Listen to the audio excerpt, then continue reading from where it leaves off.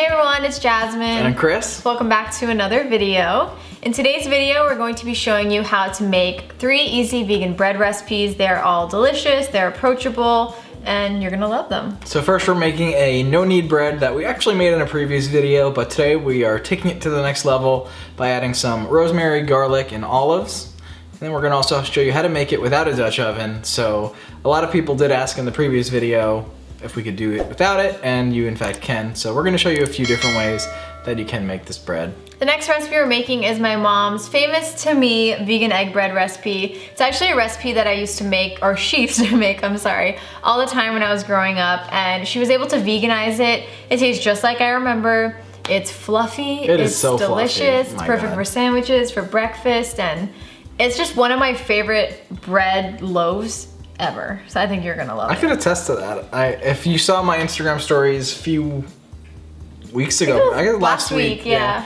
We made some sandwiches and I used that bread and delicious. Came out perfectly. The last recipe we're making is our vegan pandesal, which is basically Filipino bread rolls. I was about to say egg rolls. It's very nostalgic for me, just like the last one. It brings me back to my childhood, and I really want to share it with Filipinos out there or anybody who grew up eating pandesal, and you know how delicious, how fluffy, how just satisfying they are, especially in the morning. So you can still have that as a vegan. You're supposed to eat it with jelly, right? That's oh my god, butter and jelly, or you can, we used to use it to make sandwiches for lunch too. Ooh.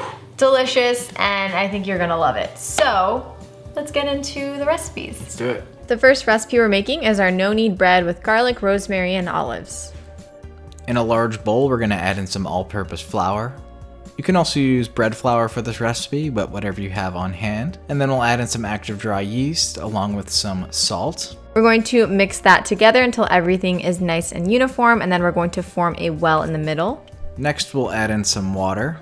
And then we'll just give this a quick mix through until everything starts to combine nicely. Then we're going to add in some olives, garlic, and rosemary. You can customize this with whatever you have on hand or with whatever you want to add to your bread as well, so just keep that in mind. We'll just continue to mix everything through until a nice shaggy dough forms. And then we'll cover it with a clean damp towel and allow it to rise for between 12 and 18 hours. You'll know it's ready when it's expanded and it has bubbles all over the surface. Once risen, we'll pour our dough out onto a generously floured work surface and then sprinkle a little more flour on top. Then using your bench scraper or clean hands, we'll fold the dough into itself 2 to 3 times. Then transfer the dough onto a piece of parchment paper and drop it into a clean bowl. We'll then cover it again with a damp towel and allow it to rise in a warm place for around 2 more hours. Around 40 minutes before the 2-hour mark, we want to preheat our oven to 450 degrees. Once it is heated, add in the Dutch oven and allow that to warm up for 30 minutes. Before transferring the dough to the Dutch oven, I like to spritz it with a little bit of water, transfer to the hot Dutch oven, be very careful, pop that lid on, and then pop it into the oven for 30 minutes. After the 30 minutes, we're going to remove the lid from the Dutch oven and then allow the bread to bake for 8 to 15 minutes more, or until it is nice and golden. Once it is done, we're going to remove it from the oven and then make sure it cools completely before cutting it.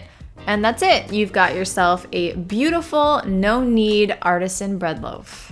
So a lot of you have been asking how to make this without a Dutch oven, and we have a few options here that we wanted to lay out. More information will be linked down below. The first thing is you can make a kind of mini Dutch oven with 2 cake pans or 2 bread pans.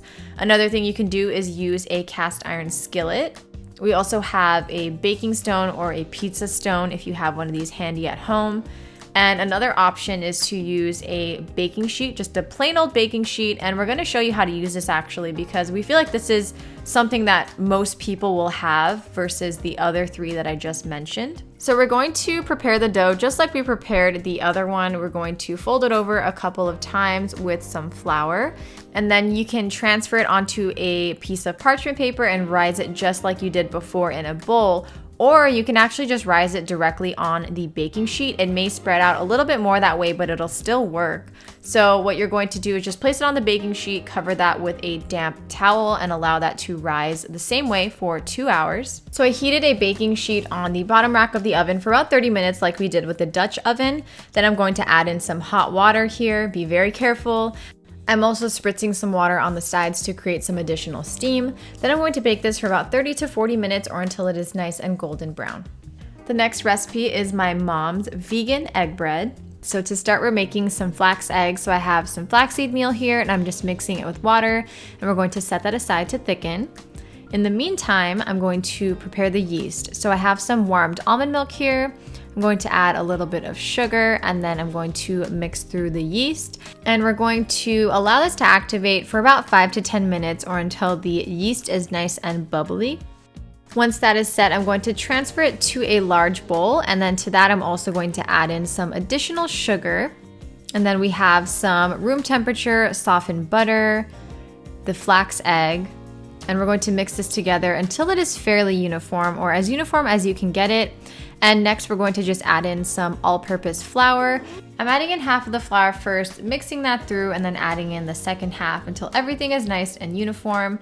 And then we're going to transfer this to a floured work surface and knead the bread for about 10 minutes or until it is nice and smooth. If you have a helper in the kitchen, I would recruit them at this time. Or if you like kneading dough, I hope you enjoy this part of the recipe. It is quite therapeutic, I must say, but my arms are hurting after this. We're going to transfer the dough to an oiled bowl and give it a quick flip in there just to coat it. Cover it with a damp towel and allow it to rise. And once the dough has risen, I'm going to form it into a loaf and transfer it to an oiled pan. And I'm going to allow this to rise one more time. Once it has risen, I'm going to pop it into the oven, bake it until golden brown, and you got yourself some fluffy, delicious vegan egg bread. I hope this recipe brings you as much joy as it has brought me. I grew up with this recipe and it makes me really happy that I can not only veganize it, well, my mom veganized it, but that I can share it with you to share with your friends and family. So I really hope you enjoy it.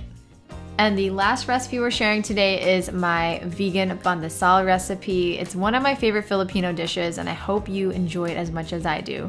So in a bowl, I'm adding in some warm water and sugar along with the yeast, and I'm going to just mix this together and allow the yeast to activate for about 5 to 10 minutes or until it is nice and fluffy.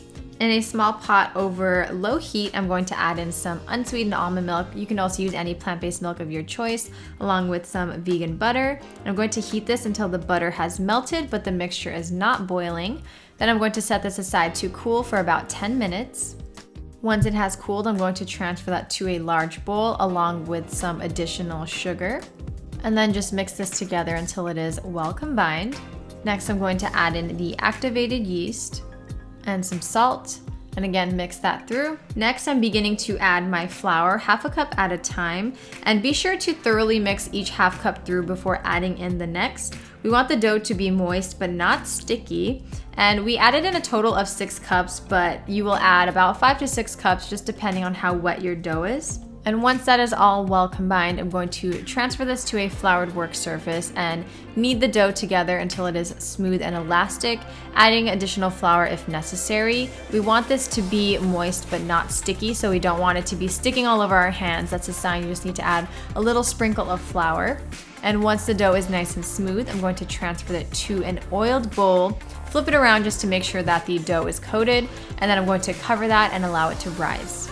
So my bowl was a little small. As you can see, the dough got really big, but it's okay, it totally worked.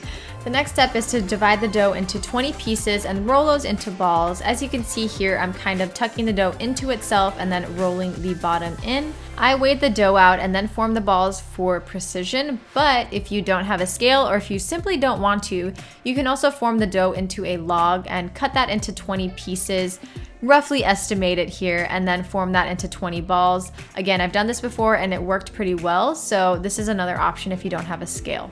Next, I'm going to take the dough and coat it in some breadcrumbs, coat it generously. Then I'm going to place it onto a greased baking dish, cover that and allow it to rise. All of the dough didn't fit in the baking dish, so I added 5 more to a cake pan. Once that has risen, I'm going to pop it into the oven, bake it until golden, and you've got yourself some fluffy, delicious vegan pandesal. You can eat this with butter and jam in the morning. You can make sandwiches out of this, or you can just eat it as is. I hope you love this recipe as much as we do, and enjoy. Thank you guys so much for watching. We hope you enjoyed this video. If you did, please give it a thumbs up and subscribe down below if you aren't already subscribed. And you can also hit that bell for post notifications and you'll get notified when we post new videos, which is every Wednesday and Friday. If you make any of these bread recipes, let us know. You can tag us on Instagram at SweetSimpleVegan and at ConsciousChris. We always love seeing your creations, and it's a lot of fun for us to know that you guys are enjoying these recipes as much as we do. So I think that's all we have for today's video. We have a lot of fun things coming up, so we'll see you in the next video, and we hope you're doing well, and we hope you're staying safe. And I'm gonna keep talking, so I should just end it here. Peace. Bye.